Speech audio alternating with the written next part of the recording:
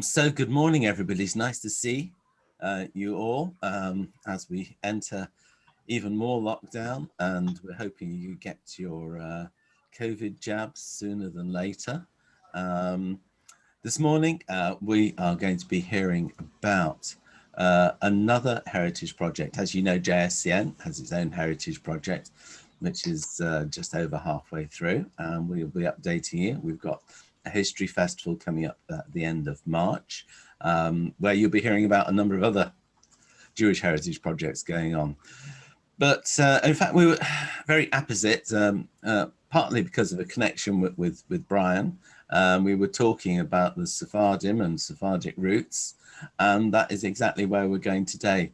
A project which was initiated by Julia Pascal, and she'll give you her own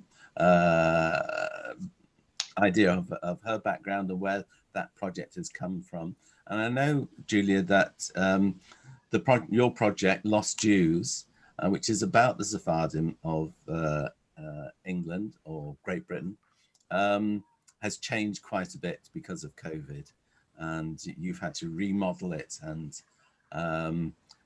bring it out to the people in lots of different ways. Primarily, originally it was, you can correct me, but it was intended to be more performance-based and live in person. But let me hand over to you, and you can tell everybody about the project and how it's revealing this history within the Jewish community. Okay. I'll give you a little bit of background of how it came about, and then I'll talk about how COVID affected us. In terms of background, my own background is Ashkenazi, Manchester, Romanian Jewish grandparents, North Manchester, Prestwich. I have always been aware, obviously, of the Ashkenazi background, but very little have I learned about the Sephardi history. That aside, I am primarily now a playwright. I have been an actor and a theatre director, but my playwriting has centered on lost Jewish stories and stories predominantly that are about British history and Jewish place in British history and in English history. I won't talk about that because it's quite a long chapter, but I found myself walking through Queen Mary College, now Queen Mary London University, steel and concrete, and suddenly coming across the graveyard, which is all flat graves, as you know, and asking people, what is this? Realizing it was a Sephardi cemetery. And then that led me into a whole question about Jewish life in England. When I was a child, my father told me we should thank Cromwell, he let the Jews into England. And I remember in 2005, there was the 350th anniversary of Jewish return. And again, this trope was peddled that Cromwell let the Jews into England. And when I researched it, I found it not to be true. Yes, Cromwell wanted the Jews in England, and Manasseh ben Israel pled for it. But in fact, the Whitehall Conference was disbanded because there was so much reaction against Jewish return. And then I asked myself, why in history lessons in English and British schools do we never learn that Jews actually came into this country in 1066, they were expelled in 1290, and they trickled back in the Cromwell period. And that led me to go to the Heritage Lottery Fund, as it was called then, and suggest this as a large project of research, which affected Ashkenazi Jews like myself, who knew very little about it, connected Jewish and Sephardi histories as parallels who sometimes touched and sometimes didn't, brought in the story of Jews from Arab countries, the more recent arrivals, and had a contemporary resonance for immigrants coming into Britain today, so that Jews were not just seen stereotypically as Ashkenazi Jews of a certain ethnicity, but actually that the realization that there is no Jewish race, the whole question of race that is in the world today, the Black Lives Matter coming up last year, making me think about Jewish Lives Matter, but what Jewish stories do we hear? So that was the seed into it, these questions, this desire to reveal the history that so few people knew, including myself. And that led us into a whole research project, which had many, many strands. One was educational, the other was research, and finding the material is very difficult. Let me tell you, you probably know it yourselves. It's very scattered, and there seems to be no one has, and we're not doing it, no one has compiled a definitive resource. It's diverse, it's diffuse. And we were going to present in July a large project at Queen Mary around the grave. So there's a lot of walkways around the graveyards, which, or perhaps from within the buildings, where if you're high up in the arts building of Queen Mary, you look down onto the cemetery. It makes it an incredible visual landscape. And we had planned that, and then COVID hit in March. And then we went into a lot of discussions of what do we do? We don't want to lose all the material. We don't want to lose the audience. We don't want to drop the baton. And we decided then to pool our resources and to make a very interesting website. And in a way, we created that from the material, reaching out to many people. And at first, we lost a lot of volunteers. And then gradually, we got an enormous number of volunteers as lockdown happened, of people wanting to be involved with the oral histories and the transcripts and the research and the online presentation. It was necessity being the mother of invention, really pooling a lot of people's talents within the team. I had a very bright web designer, film directors, theatre directors, researchers, educators, as a way of making it accessible, because as you know, the Heritage, National Heritage wants us to make everything very accessible. So spending a lot of time with subtitles, imagining that people know nothing at all, or perhaps have never even met a Jew. How do you make this work on two levels? I recently did a PhD, and which has a Jewish story to it.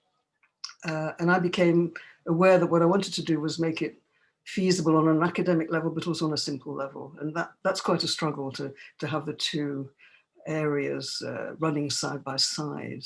We're still completing the website. I mean, it's very full. We found that what we lacked was what we would have had in performances, bodies in space. How do we give the atmosphere of a rich Sephardi life, or many Sephardi lives? And in the end, we approached Anne Sassoon, Sephardi painter, and asked her to provide paintings as a kind of visual link, a liaison, a conduit that gave a synthesis to all these many, many stories. And that was, I can't tell you how pleasing that was to find a visual way of solving a really big problem of how do we engage without text, which we would have done through performance, through bodies in space, through interaction with audience. And so I think we found a solution which is very visually satisfying and also touches the aesthetic of the Sephardi experience from a contemporary woman's point of view, but with carrying this history within her art. So that's a thumbnail of what's been going on, and happy to answer questions. Yes, if we want to open it up, I'll put it back onto gallery view. Whoops, if it goes onto there. And if anybody would like to sort of comment on that. I know Brian was talking just before we started about Sephardi connection with Exeter. So Brian, I wonder whether you wanted to mention that, if you want to unmute.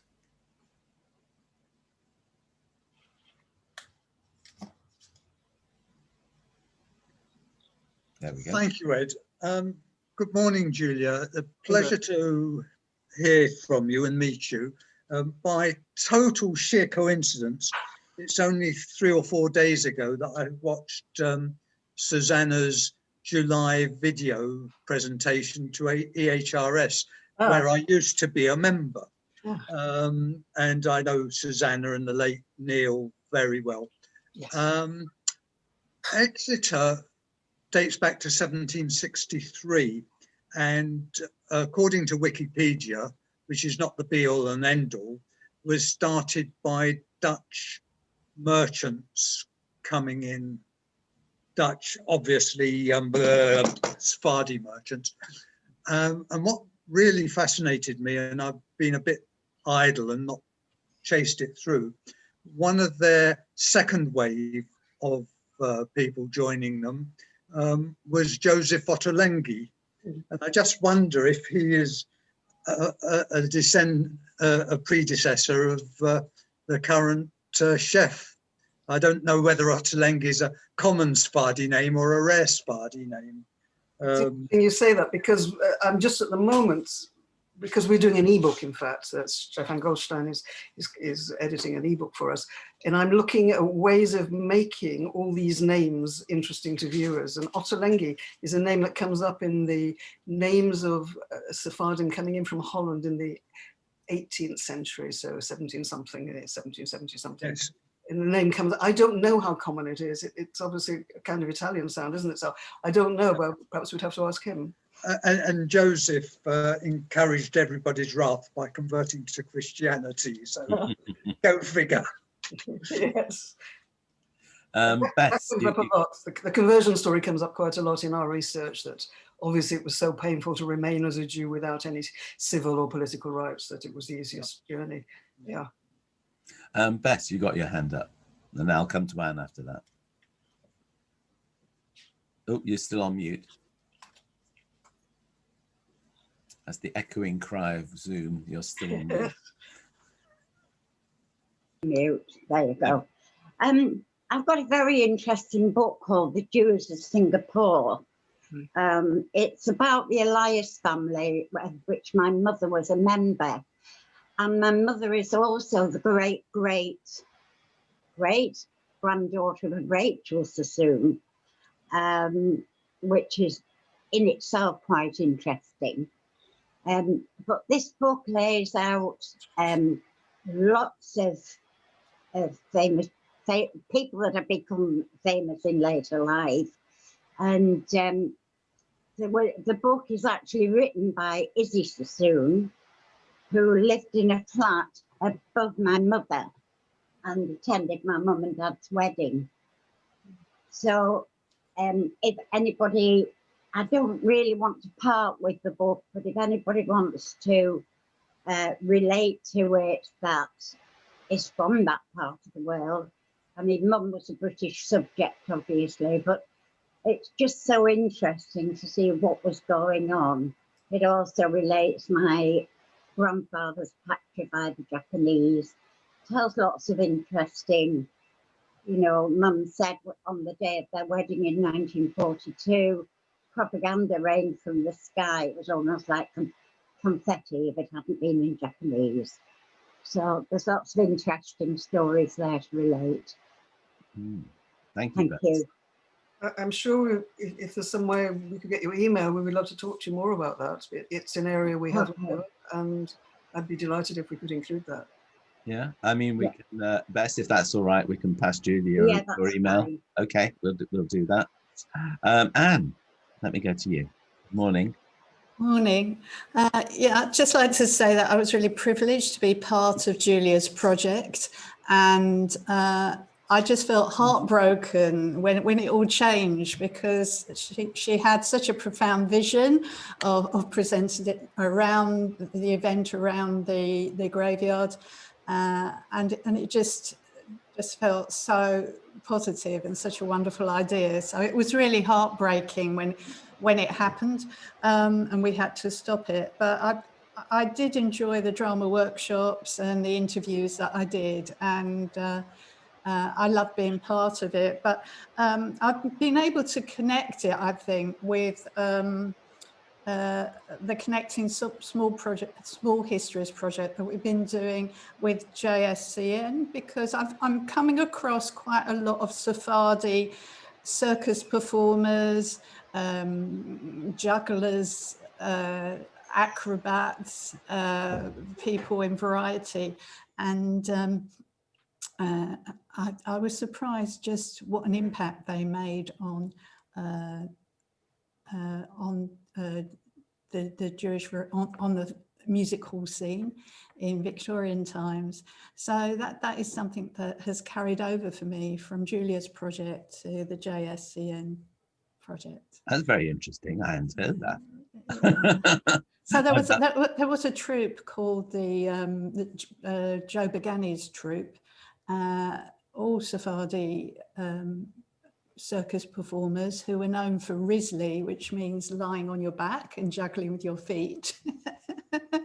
So it's the sort of thing that you don't conventionally associate Jews with. But this was a massive dynasty leading up to Peter Sellers, actually, a massive dynasty of circus performers and variety acts. I'm fascinated. I want to read that bit when I get the chance to read it. Sorry, go on, Julia. That was one of the impulses I had, that I had always learned that the Sephardim were this extremely respectable part of the establishment, men in top hats. And I wanted to delve much deeper. And it's good what Anne says, that in fact, there's much more than that, that there was there were a lot of entertainers that came in. And in fact, one of the biggest findings was in the Elizabethan period. Emilia Bassano, there was a play about her in the West End. Her father was brought over to Henry VIII's court as a musician from Venice, and that Jewish artists were brought over to the Elizabethan court. Of course, he had a child with a Christian woman, I think he was married to her, and that daughter was Emilia Bassano, who is seen as possibly being the Dark Lady of the Sonnets, the inspiration of Shakespeare's. Other researchers have suggested that she inspired many of the characters called Emilia, because Emilia was an unusual name in England at the time, and others have suggested that she wrote part of Shakespeare's plays. Nobody knows for sure, but she clearly was an important person, and she wrote a manuscript which is in the British Library, which is a poem where she talks about the Jews. I don't think she was brought up as a Jew, but she obviously knew she was a Jew. And the influence of Jews in English history, you can dig for it and find it, but you wouldn't know it. We're never taught this. It's the invisibility of Jews that I suppose was my desire to smash, to make visible our history, and in many histories, and not just the conventional narrative of various marks, but the other untold stories was what I was wanting to enlarge this much more. So thank you to Anne for bringing up those stories. Julia, can I ask you, are you finding that the main tranche of Sephardic involvement that your project has uncovered or is uncovering is coming from the Spanish and Portuguese from the Netherlands rather than from the Mizrahi, from Syria and Iraq? Quite the opposite, I suppose, because the influx of Jews from Syria and Iraq in the 20th century, because we have a living witness. These were the people that we interviewed. We did interview some people of pure Sephardi origin, Spanish, Portuguese, but because there are so few and so many married out, it was harder to access them. So the balance is in the research, it's majority Spanish, Portuguese, Holland, 17th century, but in the Living Testament, I would say 3/4 of the people we interview are of Mizrahi and mix, and 1/4 is of the original Portuguese, Spanish. Yeah. You know. Joe, yes. Yeah, my late father said that we originated from that era of Sephardi from Spain, and then through Holland. Claims that the family goes back to Oliver Cromwell's days. Done a little research and found out that our actual name, please don't laugh, was Altenacker. So we've researched the Altenacker name, and that does go back, as far as we can tell, to the 1500s. And we've managed to find out some of the family. Some ended up in Brighton and Hove, where I was born. And it's been quite interesting. It's always been a family joke that we used to be Altenacker, and how Altenacker became Birchall, nobody seems to know. So I'll be very interested if Julia could put anything on that, because it does seem quite a strange change of name. It doesn't seem to relate to any, Altenacker doesn't seem to relate to any business or anything like that most Jewish names have some association with. But my father always insisted, we go back to Oliver Cromwell. He always used to make a thing about it. Again, if you send me an email, I can look through the research that we have and see if that comes up. Absolutely. Yeah. Thank you. Well, maybe Julia, if you want to put the appropriate email in the chat and people can then connect that way, perhaps that's the easiest way for that. I mean, I know that, the Board of Deputies was established but from the Sephardic community originally, and my hometown shul, and I see Gillian here from Southport. Many of the founders of that shul were Sephardic as well, and I'm just working on my own background, and I discovered that St Anne's was in fact established. Well, not the first community there. They didn't establish a shul, but it was quite a large number of Syrian cotton merchants who went to live in St Anne's and did business through Manchester. The Syrian saying was next year in Manchester, not next year in Jerusalem, because of the cotton trade and between England and the Middle East. Anybody else want to chip in? I'll just come in, Ed, on that. One of the people we interviewed was Basil Gerda in Manchester, who's done a lot of research exactly about this territory. My parents lived in Blackpool, so I was partly brought up in Blackpool, so I know St Anne's very well, and I know what you're talking about. But he has hundreds, I think, of tapes of elder Sephardim. Oh, really? Also, yes, and I'm not sure how catalogued they've been yet. So if there's an area of connecting and accessing those, I can certainly connect you to him. That'd be great. Yeah, he's elderly, and I don't think he's got the energy to do it himself. So it does need someone to come in and do that. No, well, our project, one of our locations is St Anne's, so that would fit in very well, and I'll connect Hilary Thomas with that. She's our researcher for that area. Yeah. Great. Thank you. Well, let me ask.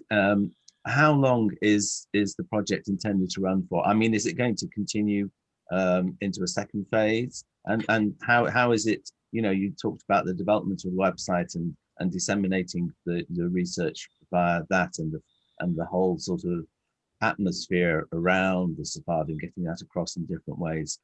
So you were talking about paintings and or drawings and getting the atmosphere that way. And obviously there's research which is on the website, and it's quite an extensive website now. Yes. Recently. And how far is that going to go, and how long is the project going to run for? So our funding for employing people ends at the end of February. So that's tomorrow, isn't it? We are obliged to keep it alive for 5 years, but actually things keep coming up, for instance, feeding in like this.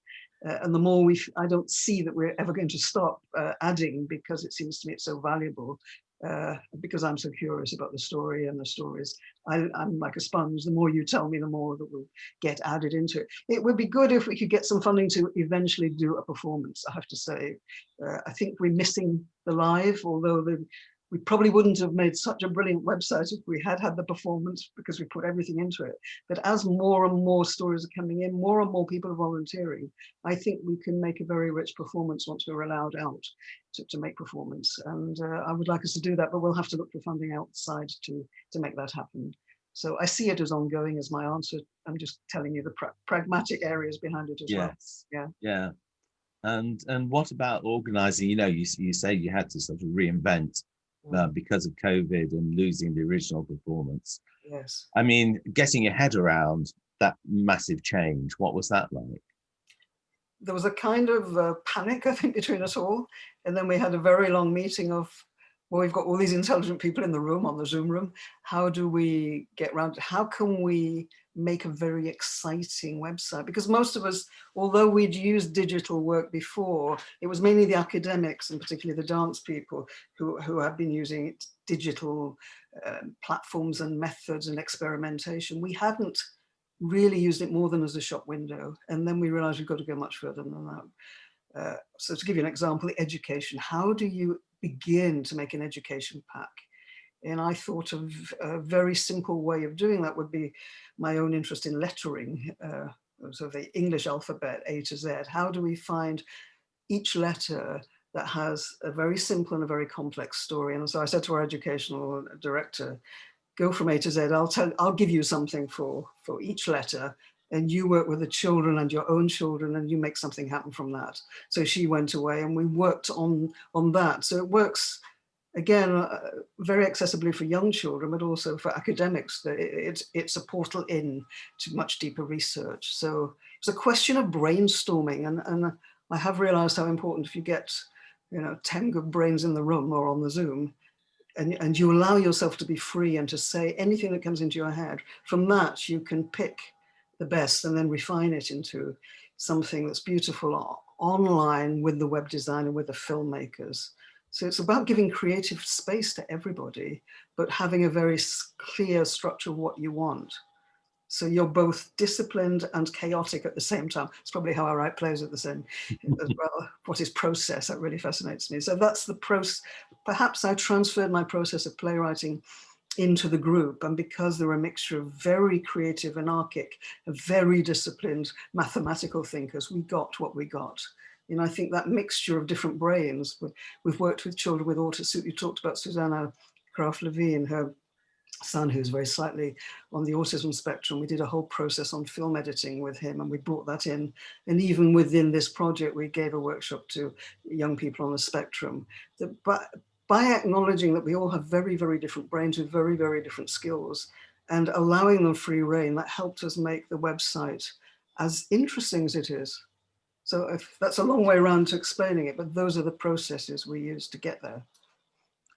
And how far back, I mean, have you uncovered things which were perhaps a surprise? I mean, I know Anne's given us the example of entertainers and circus performers, which is a big surprise to me.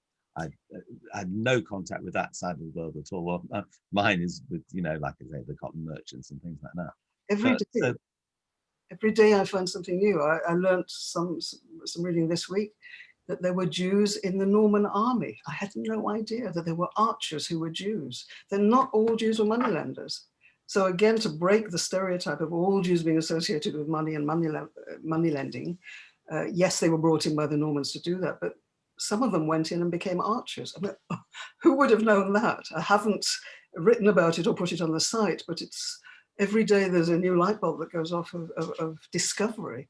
Also, Jews may have been in during the Roman period, which is really interesting because Roman soldiers, they were not racist, they didn't care who was who, they just brought in slaves who then became citizens, it didn't matter. So we may have Jews on this island from the Roman period, so they may predate the Anglo-Saxons. So, well, I know that they've uncovered some remains which seem to come from the Middle East, from around the area of modern day Israel, in Roman archaeological sites, and people have said, oh well, these are such and such.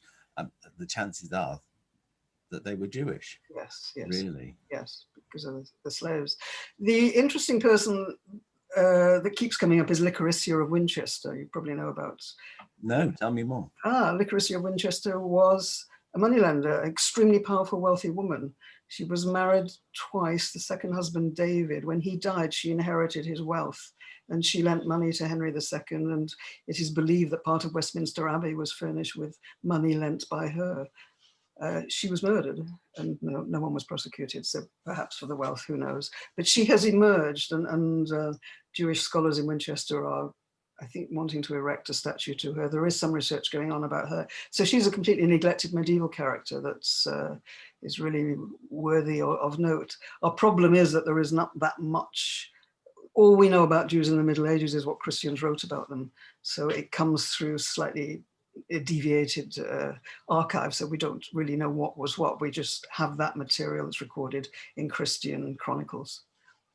Well, I wonder whether all this is going to contribute to. I mean, there are two projects within small communities which you probably know about. There's the one in Norwich, which is creating an education centre there based around, well, not based around the blood libel, but because there's a lot of interest in Norwich because of the blood libel, and another one, similar one, where they're refurbishing the shul in order to create an education centre in Leicester as well, and it's telling the history of the Jews. So all these things that you're doing, Julia, in revealing archers and circus performers and people who are responsible for the building of some of our non-Jewish institutions, is a fascinating contribution to that very, very rich history. And many of us in the room here will be going, would normally in pre-COVID life, be going into schools and talking about what it is like to be Jewish and our connection with this country and things. And it's fascinating that we can actually include so much more because of all these heritage projects that are going on. That's I mean, right. we list you on the in our heritage hub in our heritage project, along with as many other heritage projects as we can find, and that's going to be a living hub that goes on. We're forming a board to review that sort of about twice a year forevermore, so that all this history is connected. That's great. There are stories, just as a rider in our research to go further than the traditional narrative, there are stories that I would love to know more about, which was about the women who worked in the feather industries. That in the late 19th century, women were employed, both Ashkenazi and Sephardi, in workshops, and they died very young. We came across their graves in the Nova Cemetery.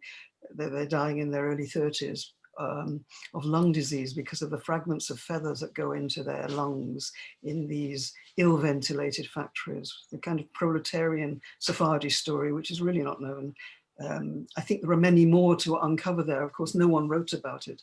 The lives that are lost, but I'm very curious to know more about that, because I think these are very interesting stories of women workers, factory workers, in something as glamorous as the feather on a hat, and yet what could cause the death of people. I find that a very poignant and interesting area to explore more about. I don't know where to find it. I'm just sharing openings that have excited my imagination, and perhaps people know more about than I do, and we could explore.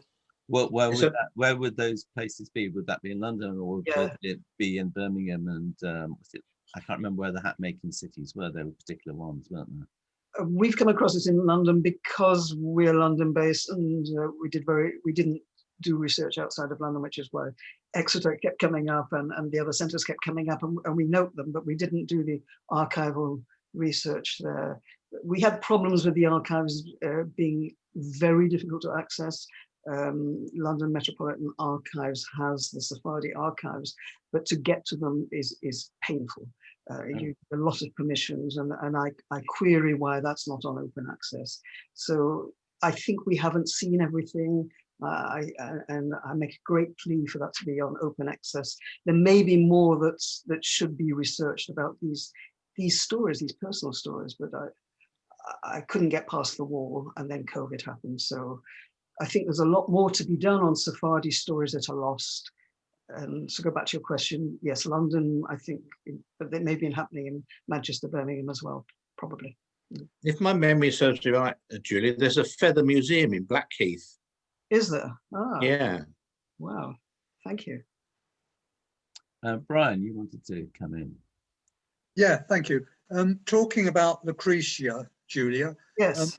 I believe that South Hampshire Jewish Reform Community some of them are a bit involved in trying to raise the statue for Lucretia. Yeah, those are the people I've been speaking to, and I was already on the story because it is the main one that keeps coming up when you look at the medieval Jewish history. But they got in touch with me, and we have been in communication, so I'm aware of that. So I think it's great. Yeah. So anybody else got any comments or Sephardi backgrounds or research that they've been involved in, that they've heard of? Yeah, Lawrence in Cardiff. Just a thought, we have a friend of ours living in London who is Sephardi, and he was part of the Sephardi community which left Aden when things got extremely rough. And he is a retailer, or was until he retired recently, of lace manufactured in Switzerland and manufactured in Germany, and was almost exclusively produced, and he bought it for the Nigerian trade. He had a shop in London, and anybody who came from Nigeria would find their way to the shop and buy lace to decorate their clothes with. So he was one of 4 or 5 brothers, most of whom are still alive. Parents were over nearly 100 and died quite recently. Could you give me the contact? That would be wonderful. I put my email here. Yeah, I will. Thank you. That's fantastic. There's very interesting, lazy man. He likes to lie down all day, typical Arab, watching Arab movies. So he hasn't even noticed that we've got COVID. Not noticed. Lucky man. No, not at all. Not at all. And his wife is a pain as well, because all she wants to do is mix with her children and their grandchildren, and there we are. But very lovely people. Okay, and I'll be interested. The Nigerian connection would be good. I mean, that was the point of our project, was to make connections with other. How did Jews intersect and overlap with other communities? Obviously, trade is a big area.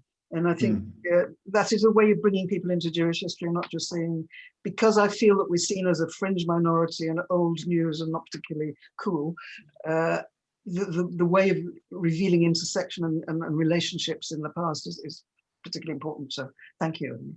That would be good. To go back to the history, there was one that I didn't talk to you about, which was the Dr. Lopez story. Presumably people know about Dr. Lopez. Tell us more. Queen Elizabeth. Dr. Rodrigo Lopez came into England in the Elizabethan period and was Queen Elizabeth's chief physician for many, many years. He was involved allegedly with spying. He was accused of poisoning the Queen by Exeter, her favorite, and he was hanged, drawn, and quartered. It's a very bloody story. There's a book by Dominic Green, a biography, which is really interesting. But to realize that a Jew was so close to the body of the Queen, both politically and physically, I find very interesting. Again, a story you'd never learn in school, in British schools, British state schools, perhaps in Jewish schools, I don't know. Well, I wonder whether there's, this history sort of features in Israeli education as well, because Israeli education has only recently acknowledged the Mizrahi element within Israel itself. That's right. That's very strange. Yes, as just putting in the chat, we're recording it, and we'll top and tail the recording and pop it onto Facebook sometime this week, so it can be accessed by anybody who wants to catch up with what we've said here this morning and hear about Julia's project Lost Jews, which very easy to find, by the way, lostjews.org.uk, and you can spend many hours looking at the website. You can also access it via our Heritage Hub as well, I should say. So just go to the JSCN website, which you all know, and click on the front page, Heritage Hub, and you'll find listed amongst all the other heritage projects that we currently know about there. It's around about 52, something like that. And Lost Jews is on there, so with a direct link to the website. Yes, Anne is saying, well, Anne, would you just like to say what you put in the chat there? Yeah, as someone who's been involved with teaching religious education for years nationally, Sephardi images are very rarely used in resources in schools, and the Ashkenazi experience is absolutely dominant. So I think schools have a long way to go before they represent sort of the true span of the Jewish community in Britain. And it's also true that Jews of colour are very, very rarely represented in religious education in schools. Yes, this is an issue that came up as well, and became a delicate issue too. The whole question of a lot of the graves in the Novo have Jamaica, and then questions began to be asked, well, how were Jews involved in the slave trade? And this came up, And it was a difficult one because one has to acknowledge there was some, but that to associate Jews with slavery became a very inflammatory issue, feeding into anti-Semitism and tropes and stereotypes about Jews that have gone on in this country for centuries. So once you look at the history, it becomes provocative. People amongst the core group who know nothing about Jews suddenly may be heard to say certain things that you find disturbing. So you have to educate and analyze and look at the very large picture. The question, we have some Yemeni Jews involved in the question of Jews speaking Arabic became very interesting to me, because Arabic is only associated as a Muslim connection, whereas in fact, you can have a Christian Arab, you can have a Jewish Arab. These things were new, and again, smashed open stereotypes within our group, because not all our group were Jews. And obviously a lot of the people we were working with were not Jewish. So we had to smash stereotypes, challenge ourselves, think about this in an international sphere, so that English history is never just English history, it's empire as well. And how does this fit in? What are the questions? How does it relate to Black Lives Matters? And I ended up always saying, well, Jewish lives matter in all their complexity, in all their diversity. A Jew is not a single thing. And that, I think we had to educate ourselves. And that was a massive learning project, which was important and goes on. So everything we're bringing up here, it's not easy to categorize, but it's important to investigate, to analyze, and to explore, and to be really open about it. I think you're absolutely right. And the perspective, you know, in Western Europe is on the Ashkenazi and the Holocaust experience, and that has dominated for good reason, you know, in the latter half, second half of the 20th century, and I suppose has dominated our thinking. But these days, you know, due to Lynn Julius's work and the ideas of, you know, the real sort of footprint of Jewish life in the Middle East, in Babylon, in Iran, Iraq, in all those areas, is now just about sort of taken a foothold within the rhetoric in what we talk about in this country, certainly within the Jewish community. And that's very interesting. And I can see that your project is going to help sustain that and make people look at it. And it's very interesting. We're going to have Marie van der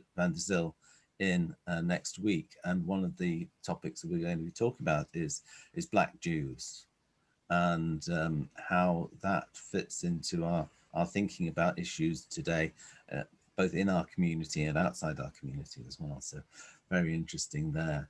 I don't know if anybody's got any last points that they want to raise, but it's been a fascinating insight into the project and into our history, into our legacy, because I think, you know, sometimes it surprises us if we think that we've come from, you know, a purely Lithuanian background, for instance, that perhaps there are connections with our own families which we didn't expect.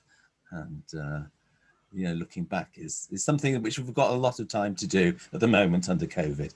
Lawrence, yes. Just a small point. May we have the email address that Julia spoke about? I've put it on the chat. Is it there? It's julia@pascal-theatre.com. Yes, and if you don't see it and you can't find it, if you Google Julia Pascal, comes up with her personal website, and I think that the email address is on there. So. There's an area just before we finish I want to just talk about, which is about hiding. I was brought up, obviously, as an Ashkenazi, to keep a low profile, and not to mention I was a Jew, and unless it was really necessary, which is, of course, a post-Holocaust, my parents' post-Holocaust reaction. But with the Sephardi story, I began to think about the hiding there, that Jews came in secretly and were never officially, the 1290 deportation was never rescinded, so that Jews never officially were allowed back. Obviously the laws changed and we were, but that trauma that had happened, plus the Spanish Portuguese trauma of fleeing the Inquisition, hiding as new Christians, hiding in England, that has had an effect, I think, on the Sephardi community in Britain. So there's a double hiding that goes on amongst the Jewish population, both from the Sephardi trauma of Inquisition and from the Ashkenazi one. Of course, there were Sephardim also who were involved in the Shoah. There's a double hiding, and that we as Jews, unlike our American cousins, don't come out with it so easily because of English society. And to go back to the medieval blood libel stories, there are many reasons for it. I became very interested in transgenerational trauma, not just my generation from our parents, but going way back. Someone somewhere can write a PhD on it, but it really interests me that how brave is one as a Jew. If I'm reading a Jewish newspaper in the bus, in the days when one could take a bus, my instinct was to hide it. Yeah. So all these questions really haunt me, and I think my project is coming out, and that we Jews are coming out as Jews and revealing and saying British history, English history is our history, and that's the impulse. It's interesting, isn't it? British Jews in the First World War is making, casting a light on that footprint within British life, and that Jews play, a significant role. And I'm sure it goes to other countries as well. But within Britain, the latter half of the 20th century is seen as others, more so than perhaps we ourselves anticipated.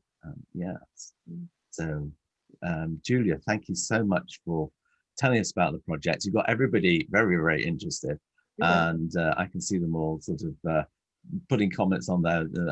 Ruth is already browsing the website as you're talking, and it's fascinating, and we're going to be sort of casting some more light on what's going on. And you talk about one of the thoughts that was going through my head, sorry, I'm rounding up, but one of the thoughts that was going through my head was one of the researchers in Somerset has been researching the first mayor of Taunton, who was Jewish, and who, much against his family's wishes, was very staunch in making sure that everybody knew that he was of the Jewish faith and not hiding it. So I don't know what his background was, whether it was Ashkenazi or Sephardi, but